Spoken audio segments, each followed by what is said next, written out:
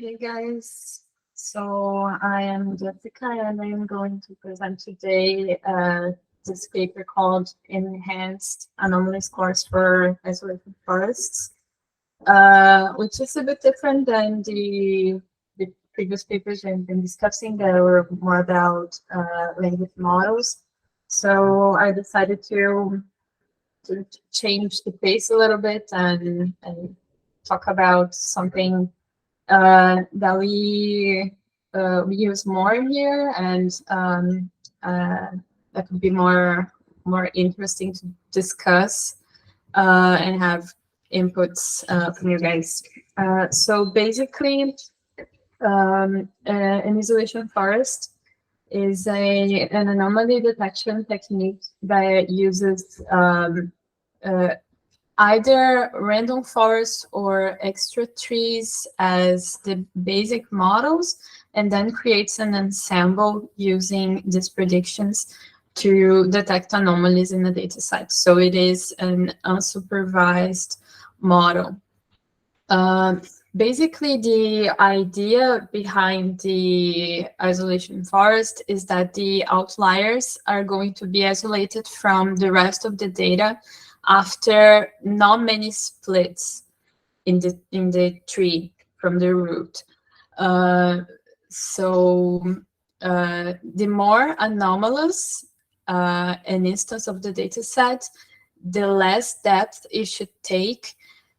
So the less nodes in the tree to separate it from the rest of the data set. That's the premise of this model.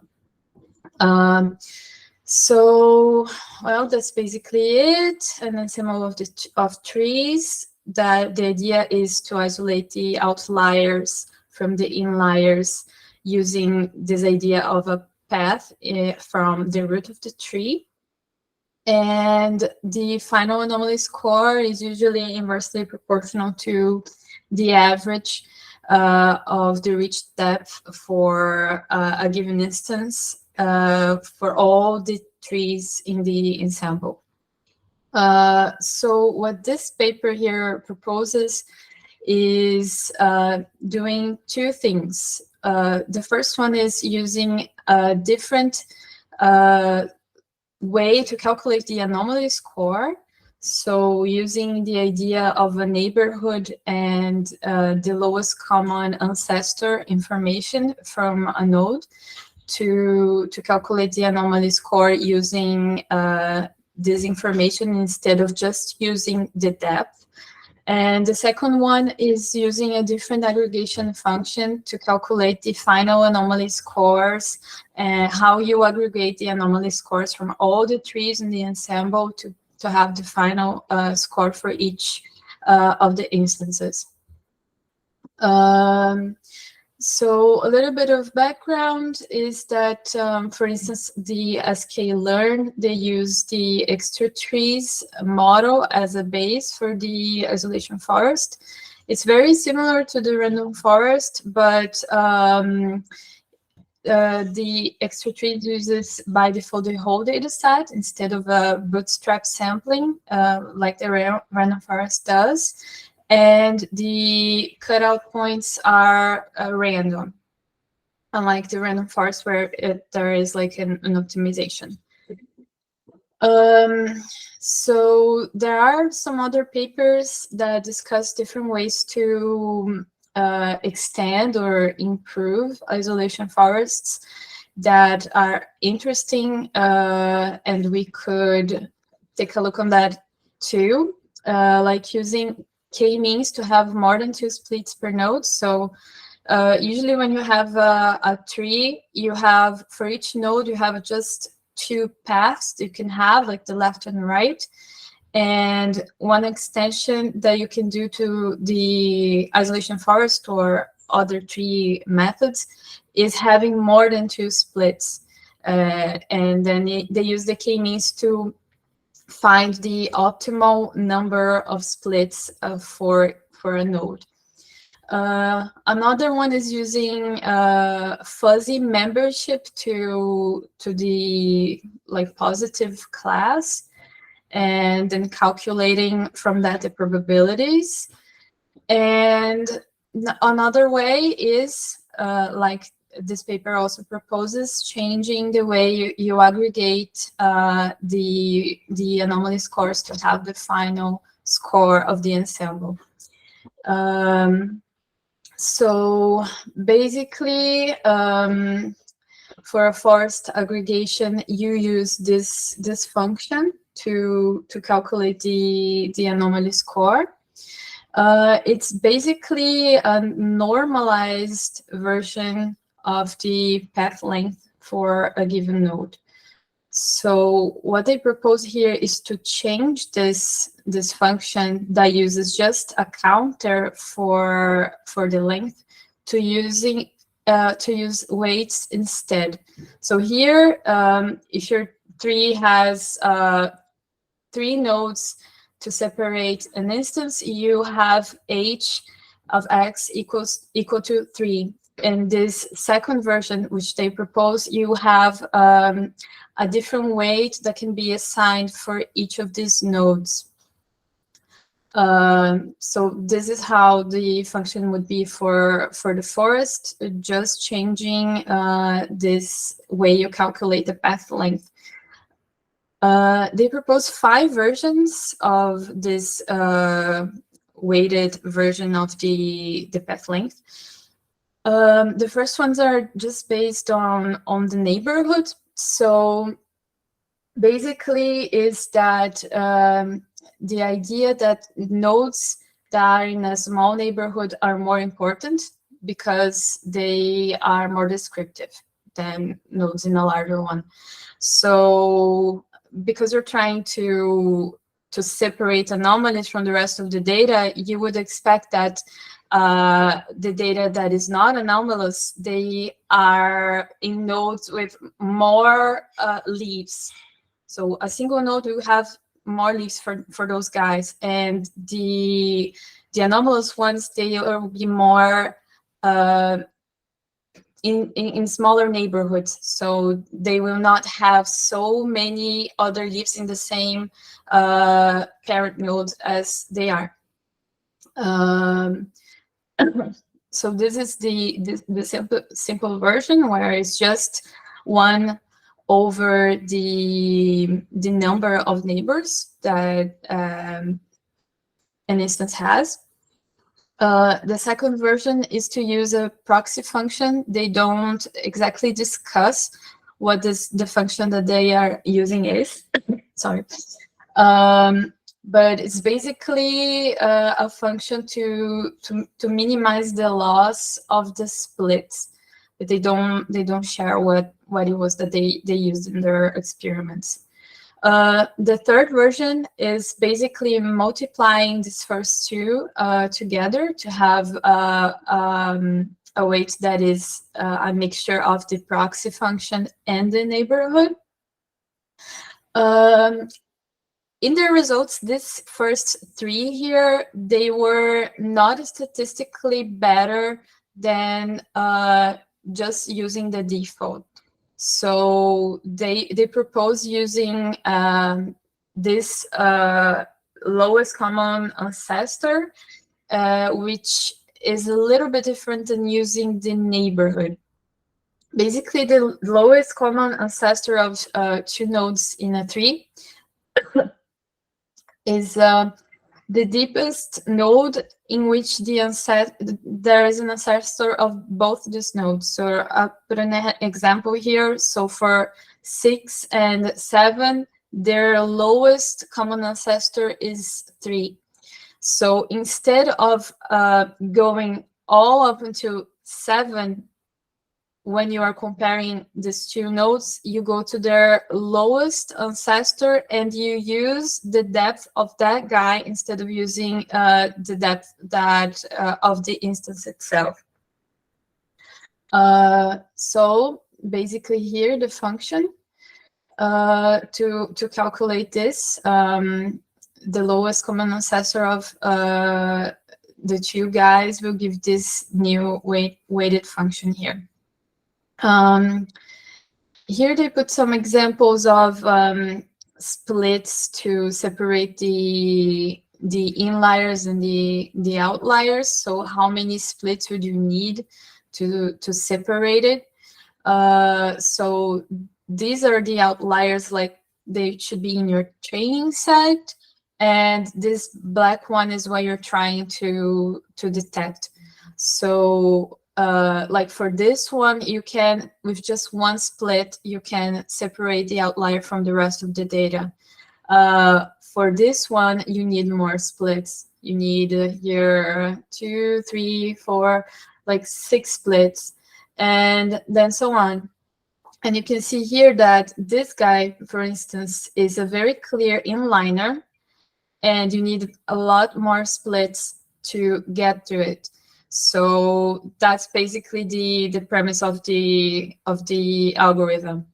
The more outlier, the more anomalous, the less splits you will need to separate it from the rest of the data.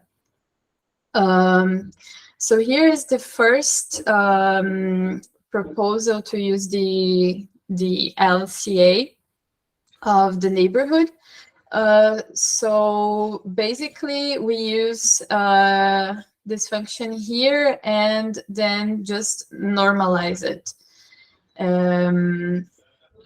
Here with an indicator function, just count it when the depth of the node is equal to the depth of the lowest common ancestor. And then the fifth version is instead of using just this guy here, you use as an exponent of 2 to this value here. I think I didn't put the formula here.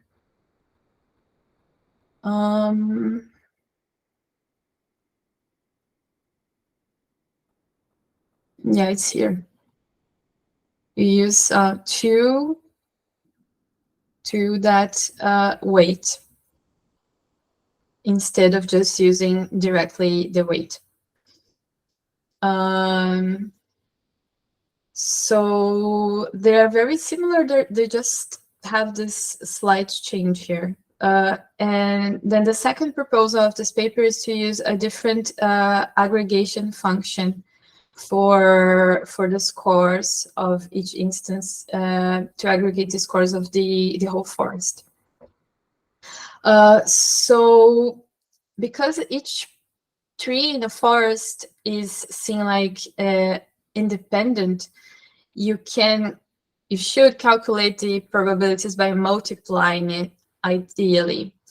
But when you have a product of these probabilities, you are usually very prone to have a lowest anomaly score, because you have a tree in the forest that was not very well built. Because the cuts are random in the extra trees model, you are more prone to have some trees that are not so well built as other ones. So one tree or a couple of trees in the forest that have this characteristic could just drop your anomaly score a lot if you're multiplying it, because they would have a lower anomaly score and they would get the product down. So they propose to see, instead of multiplication, to see it as a sum, to have an average of the probabilities of each tree. So in the end, if you combine it, you will have the average by summing this weighted anomaly scores that you have from the first part, where they propose to change the way they calculate the anomaly score.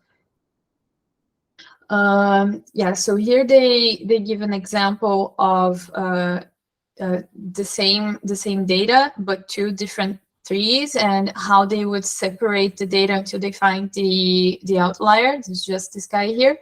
And this first one is like the ideal. You have a clear outlier, and you just, with one split, you can separate it from the rest. But for this second one, you can see that it took a lot of splits, so a lot of depth into the tree to be able to separate the outlier from the rest of the data. So if you were aggregating, these two trees are a forest and you're aggregating by multiplying it, you would have a lower anomaly score than you would if you were just averaging the two anomaly scores from these two trees. So basically, to validate their proposal, they used 16 different data sets. Those are basically UCI data sets that are used as baseline for the detection by anyone proposing a new method. And they use the area under the rock curve as a metric to evaluate, like rank the quality of the solutions.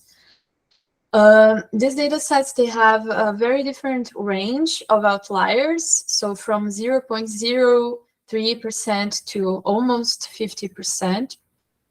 And let me put on the results. And in the end, the best is just evaluating the first part. The best one is the fifth one that uses the LCA as a score for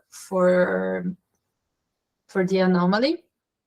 And V1, 2, and 3, they use just the neighborhood and the proxy function.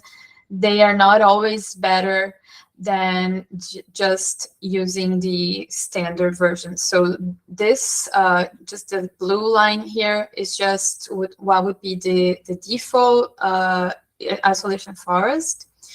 And this is the fifth one and fourth one. So here they put the rank instead of putting just the score. They ran the experiments 10 times, and they calculated the rank in which each of these methods would be in the final scoring table.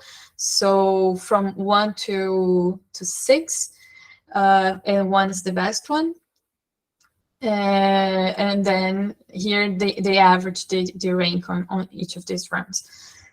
So they put here different number of maximum leaves that you could use, and the number of features that you could use for the tree. So here it's like you can have all the leaves you want and all the features you want.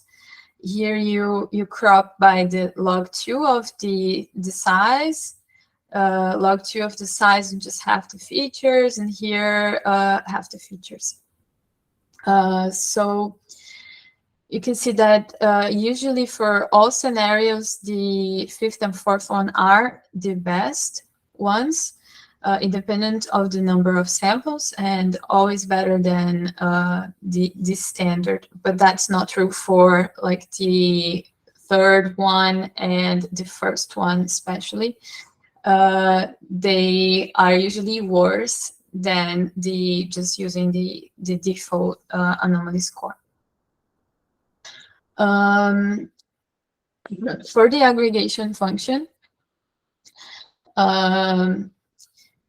it's similar. So the first graph, they were just testing the anomaly score, and in this second one, they are also testing the aggregation function together with the scores. So you can see that the results are pretty similar, but a little bit less noisy.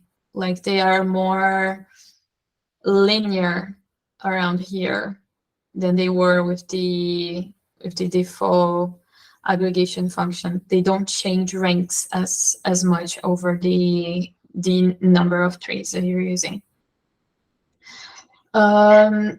They put some tables with all the data sets that they used and the rock score. That's what they're using to evaluate.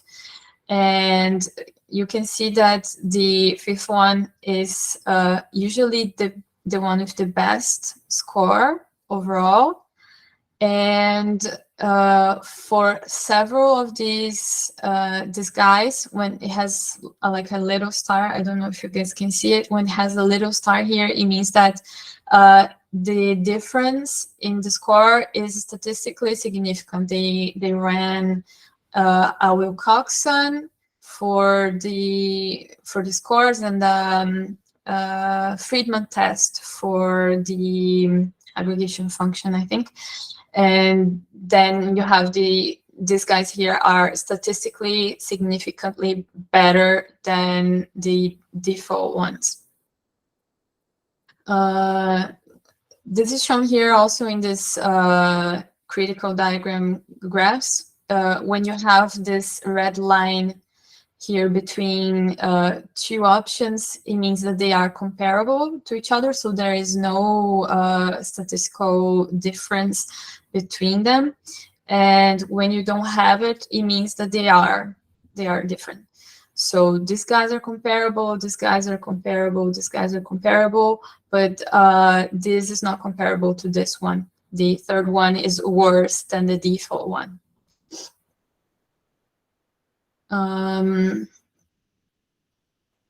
Here is just using the default anomaly score and just comparing the aggregation function. It ranks better usually for all or equal.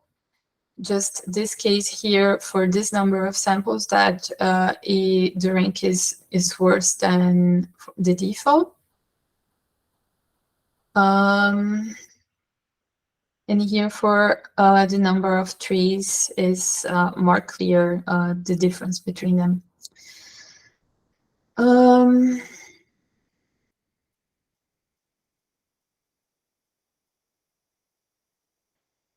Yes, so more graphs. Well, it's all very similar. The fifth one is and the fourth one are the best for all data sets. And here they put a comparison of the time it takes for the scoring function. So the fifth one takes about double the time of the standard one. So it could be a downside. Although the fourth one could be like a good middle ground because the results are very comparable and it doesn't take that much longer to run.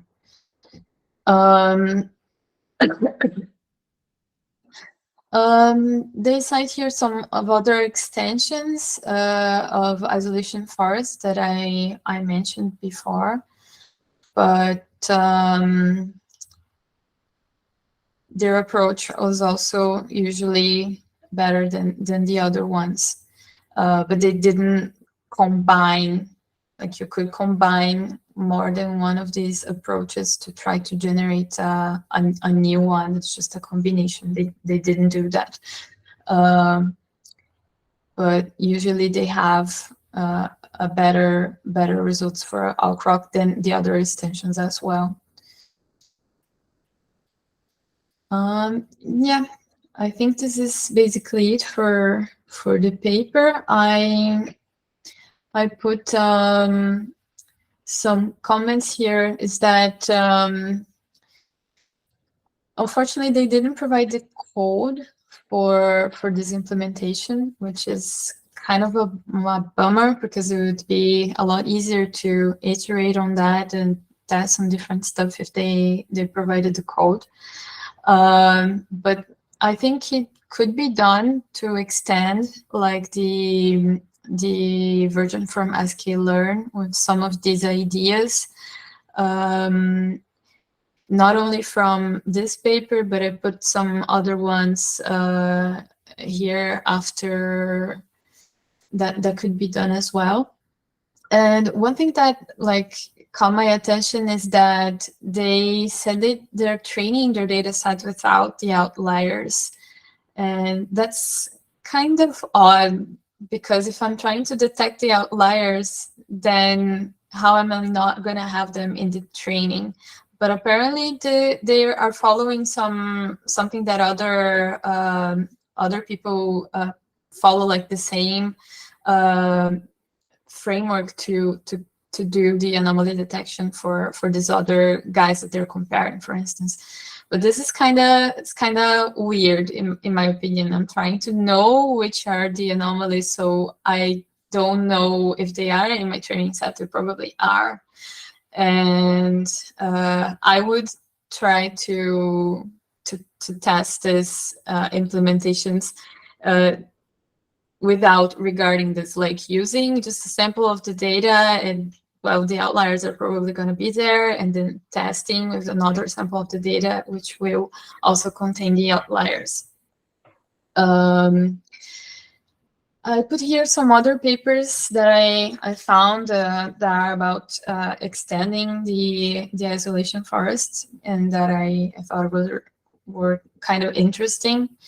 This first one is the only one, I guess, that provided a GitHub repo. So it's like 2 years old, so might need some changes, but they provided the code to what they proposed.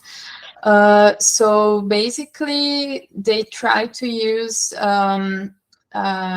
this Diffie to get feature importance with isolation forests, because unlike the other tree-based methods that are for like classification and regression, you don't directly have the feature importance with isolation forest. So basically, they try to calculate the depth of the features used in the path to the general data and to the anomalous data, and see that the path that you made to get the anomalous data should have the most important features to detect the anomalies. So basically, it's a function, a couple of functions that use this idea to try to give the feature importance to an isolation forest method. The k-means approach that I mentioned to you, that splits each node in the forest, in the tree, into more than the left and right, based on the value determined by the k-means. This other one that is called diff, and uses ensembles from neural networks to try to find a better isolation of the anomalies. And this other one basically uses an idea that is similar to rotating the trees to try to find like better hyperplanes to separate the anomalous data from the rest of the data. Yeah, I think that's basically it for the paper, guys.